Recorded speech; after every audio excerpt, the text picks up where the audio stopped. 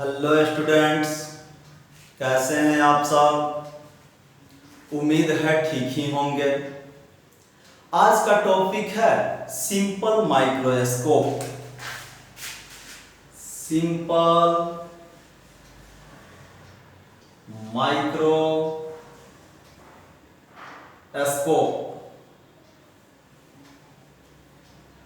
सरल सूक्ष्मदर्शी।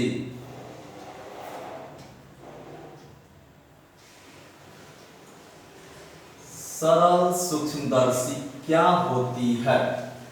इसे मैग्नीफायर भी कहते हैं।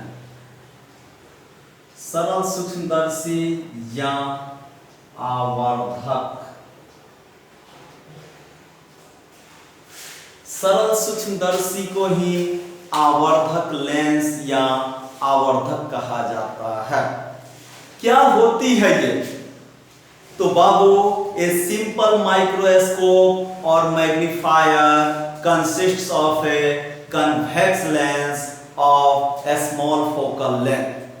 किसी आवर्धक या सरल सूक्ष्मदर्शी में एक उत्तल लेंस होती है जिसे प्रायः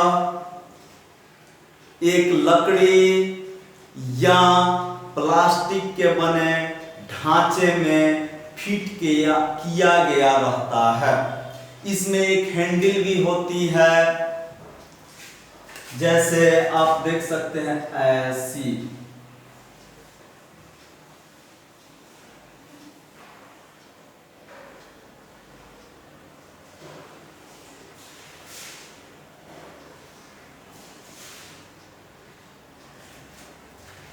ऐसी कुछ बनावट होती है एक सिंपल माइक्रोस्कोप की या फिर मैग्नीफायर की। ये जो होती है अंदर, ये एक कन्वेक्स लेंस होती है, उत्तल लेंस, और इसकी फोकस दूरी कम होती है। अर्थात कम फोकस दूरी का एक उत्तल लेंस ही सरल सूक्ष्मदर्शी या आवर्धक लेंस की भांति प्रयोग किया जाता है। अब ऐसा क्यों करते हैं इसका प्रयोग? तो बाबू, हम जानते हैं सरल सूक्ष्मदर्शी में एक उत्तल लेंस होती है और उसे लकड़ी या प्लास्टिक के बने ढांचे में फिट किया गया रहता है। और उत्तल लेंस जो होती है वह किसी वस्तु का वास्तविक प्रतिबिंब भी बनाती है, काल्पनिक प्रतिबिंब भी बनाती है। और किसी भी वस्तु को आवर्धित अर्थात बड़ा मैग्नीफाइड इमेज देखनी हो तो जनरली हम लोग उत्तल लेंस का ही प्रयोग करते हैं। अब इसका सिद्धांत क्या है, क्यों इसी का इस्तेमाल किया गया है? तो कहता है when an object is placed between the lens and its focus, a virtual and erect image is formed. Once again, when an object is placed between the lens and its focus, जब कोई वस्तु lens और इसकी focus के बीच में रखी जाती है तो a virtual and erect image is formed on the same side of the object, और वे उसी दिशा में बनती है, उसी तरफ बनती है जिधर वस्तु रखी होती है।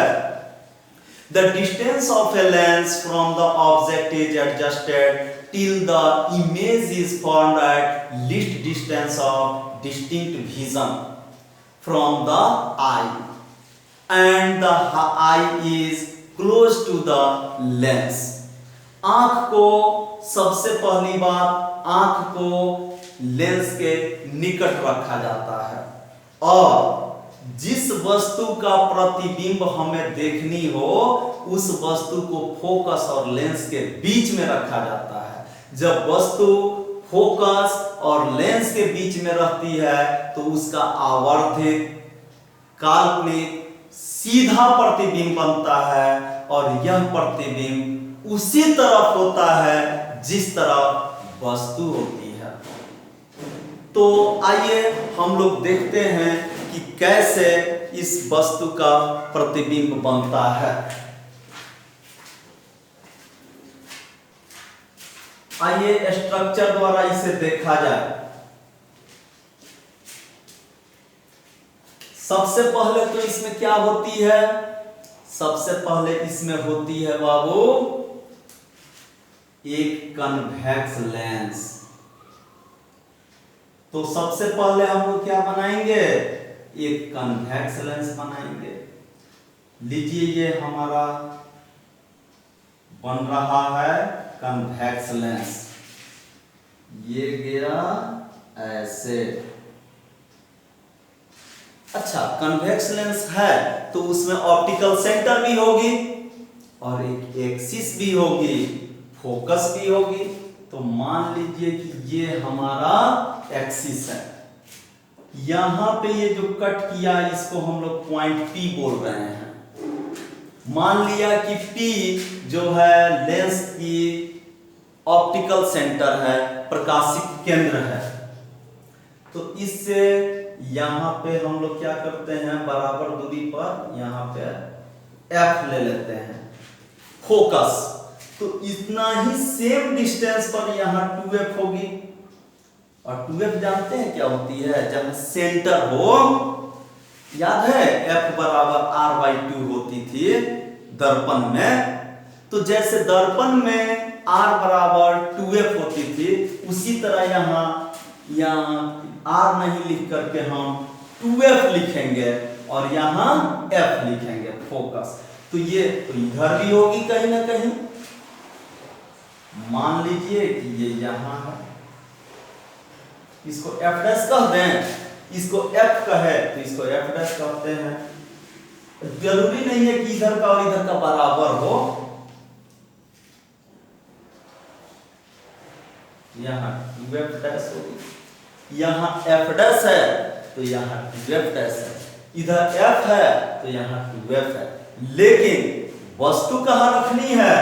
तो वस्तु इसके बीच रखनी है। Object is placed in between focus and the lens so that the image form is virtual, erect and magnified। अब आप जानते हैं कम से कम 2 किरणें चाहिए कटान के लिए। तो एक रे हम लोग ऐसे ड्रॉ करते हैं, ऐसे गई। बाबू ये तो प्रिंसिपल एक्सिस के पैरेलल हो गई। और प्रिंसिपल एक्सिस के पैरेलल रेज जो होती हैं वो किधर से होके गुजरती है? फोकस से होके गुजरती है। तो ये गुजार दिया हमने, एक रे इधर गई और एक दूसरी रे यहां से ऑप्टिकल सेंटर से जाएगी, जो बिना डेविएशन के सीधे चली जाएगी इधर। तो अब आप देख सकते हैं कि इधर जैसे जैसे आगे बढ़ते जा रही है वैसे वैसे डिस्टेंस बढ़ता जा रहा है। तो अगर डिस्टेंस बढ़ेगी तो किरणें कभी नहीं मिलेंगी। अगर किरणों को मिलाना हो तो हम अब इसके पीछे जाते हैं, ऐसे इसको पीछे बढ़ाया हमने और ये गई यहां पे ऐसे। तो यहां पे मिलती हुई प्रतीत हो रही है।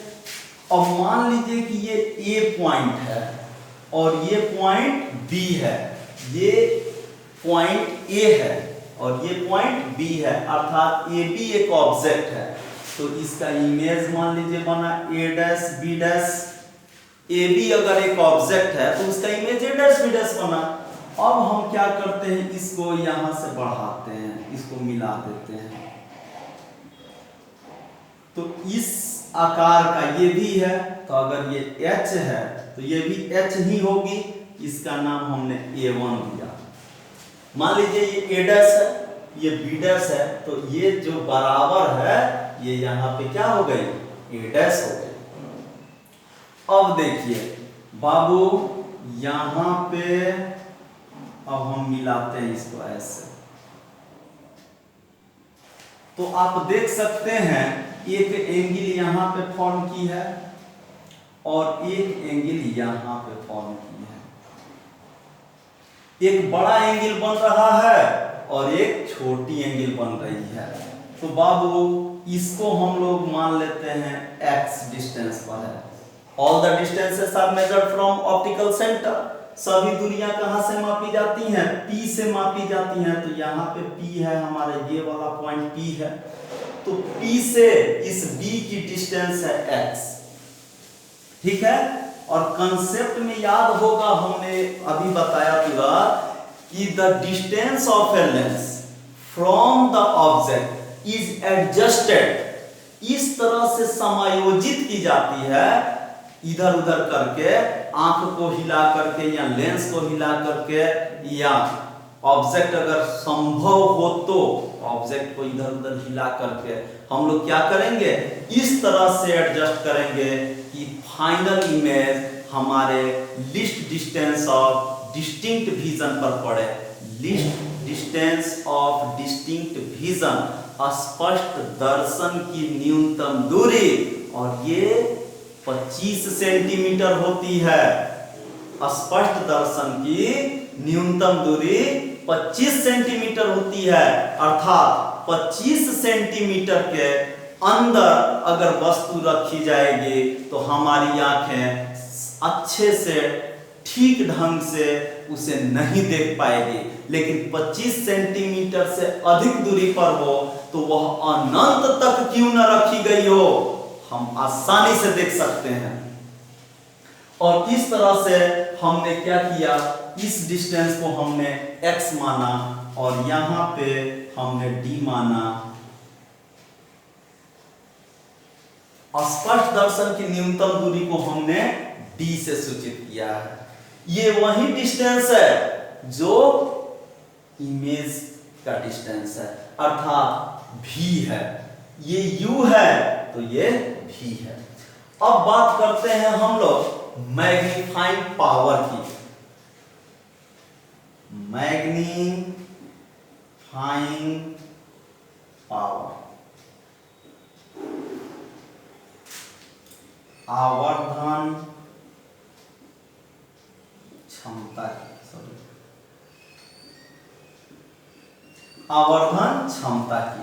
तो बाबू आवर्धन क्षमता यह बताती है कि कोई भी यंत्र कितना बड़ा प्रतिबिंब इसका बना सकती है, अर्थात जिसको हम लोग देखना है, जिसे हम लोगों को देखना है, वह कितना अधिक से अधिक बड़ी हो सकती है।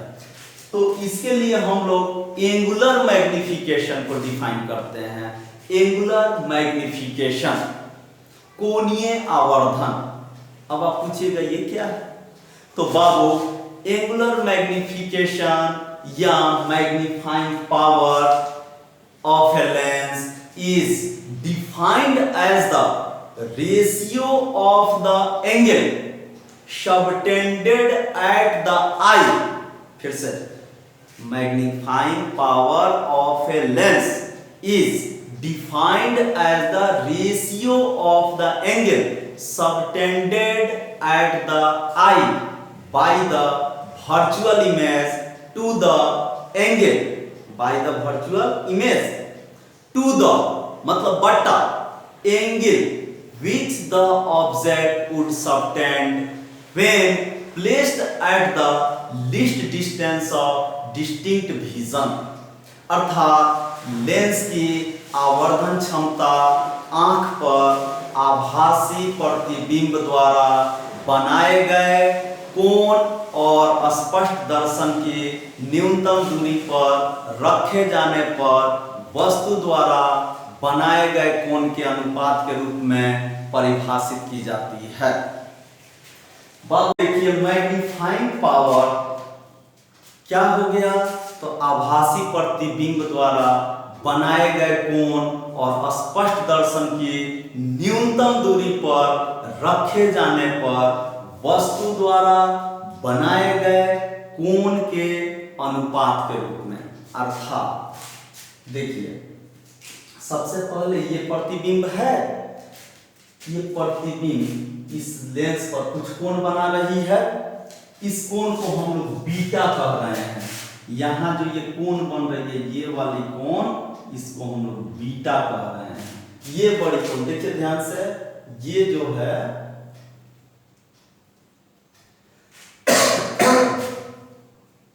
ये है बीटा, और ये देखिए जहां least distance of distinct vision पर ऑब्जेक्ट यहां है, लेकिन इसको जब यहां पे रखा जाए तो अब जो कोण बना है, अर्थात ये फिर से स्पष्ट दर्शन की न्यूनतम दूरी पर वस्तु को रखने पर, स्पष्ट दर्शन की न्यूनतम दूरी पर वस्तु को जब रखी जाए तो जो कोण बने उसको, अर्थात m बराबर हो जाएगी बीटा बाई अल्फा। m बराबर बीटा बाई अल्फा। ध्यान से देखिए बीटा क्या है, ये देखिए a डैश p, जो एंगल बना रही है प्रिंसिपल एक्सिस से वो है बीटा, और a1p, ये a डैश है, ये a1 है, इसको क्या पढ़ते हैं a1, इसको क्या पढ़ते हैं a डैश। तो a1p जो बना रही है वो है अल्फा, अर्थात प्रतिबिंब द्वारा, इमेज द्वारा जो एंगल फॉर्म किया गया है वो बीटा है, और least distance of distinct vision, स्पष्ट दर्शन की न्यूनतम दूरी पर जब वस्तु को रखी जाए तब उसके द्वारा बनाई गई कोण ये अल्फा है, अर्थात बीटा बाई अल्फा। अब सुनिए आप एक बार, for very smaller angles alpha and beta, अगर अल्फा और बीटा बहुत ही कम हो, छोटे हो, तब देन अल्फा जो है वह tan अल्फा के बराबर होगी लगभग, और बीटा लगभग बराबर होगी tan बीटा के। अल्फा बराबर होगी लगभग tan अल्फा के, और बीटा लगभग बराबर होगी tan बीटा के। तो ऐसी स्थिति में दिस इंप्लाई दैट m के जगह, अब यहाँ बीटा है ना, बीटा के जगह हम लोग लिख सकते हैं tan बीटा, क्योंकि छोटा कोण है, छोटा कोण है तो tan बीटा, और यहाँ tan अल्फा। याद है tan थीटा बराबर क्या होती है, लंब बटा आधार p बाई b। तो लंब बीटा ये है, देखिए ये बड़ा वाला एंगल जो है वो बीटा है, तो इसके लिए लंब ये है, या इसके लिए हम ये भी कर सकते हैं, इसके लिए ये जो अगर ये बीटा है तो ये भी तो बीटा होगी, तो इस बीटा के लिए हो जाएगा h by x, h by x.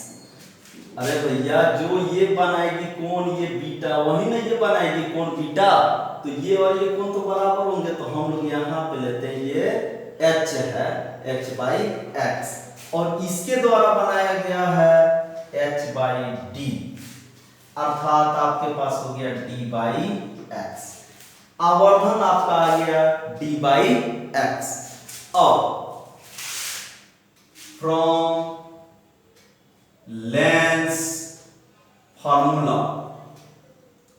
Lens सूत्र से, लेंस सूत्र याद है 1 बाई एफ बराबर 1 by v minus 1 by u होती है। अब हियर चिन्ह परिपाटी याद है ना, चिन्ह परिपाटी क्या थी, सभी distances are, all distances are measured from the optical centre, सभी दूरियां ऑप्टिकल सेंटर से मापी जाती हैं, and all the distances measured left to the optical centre are taken to be negative. इससे बाईं तरफ जितनी दूरियां होंगी सब निगेटिव मानी जाएंगी, तो हियर v बराबर हो जाएगा माइनस डी, बाएं है, और u जो कि ऑब्जेक्ट डिस्टेंस है ये हो जाएगी माइनस एक्स। क्लियर, इस p से ये b बाएं नहीं है तो माइनस एक्स, और इस p से ये b डैश भी तो बाएं है तो d कर दिया, कोई दिक्कत? तो यहां हो गया v बराबर माइनस डी, u बराबर माइनस एक्स। अब इसको हम लोग रखने चल रहे हैं, तो 1/f बराबर 1/v के स्थान पर माइनस डी माइनस 1/u के स्थान पर minus x. This imply that 1/f बराबर माइनस 1/d होगा। आइए प्लस माइनस माइनस माइनस क्या हो जाएगा? प्लस, तो 1/x। बाबू हमको क्या चाहिए? हमको चाहिए ऊपर d नीचे x। यहां 1 है, यहां x है, तो इसको हम क्या करते हैं? d/f कर देते हैं। तो यहां हो जाएगा माइनस d/d, दोनों तरफ गुना कर दिए, अब प्लस d/x। तो बाबू यहां हो जाएगा d/f, आइए plus 1 is equal to d/x। इसलिए m बराबर जो कि d/x के बराबर था, अब हो गया 1 प्लस d/f। यही हो गई लेंस की आवर्धक क्षमता, या कोणीय आवर्धन कहें तब, आवर्धन क्षमता कहें तब। जो आवर्धित प्रतिबिंब बनेगी उसकी आवर्धन क्षमता 1 प्लस d/f। d क्या है? स्पष्ट दर्शन की न्यूनतम दूरी, स्पष्ट दर्शन की न्यूनतम दूरी, least distance of distinct vision, और f फोकल लेंथ है। तो d बदलेगी नहीं, d का मान हमेशा 25 सेंटीमीटर रखी जाती है। क्या चीज के लिए? साधारण आंख, ठीक आंख, दोष रहित आंख के लिए। तो m बराबर 1 प्लस d/f।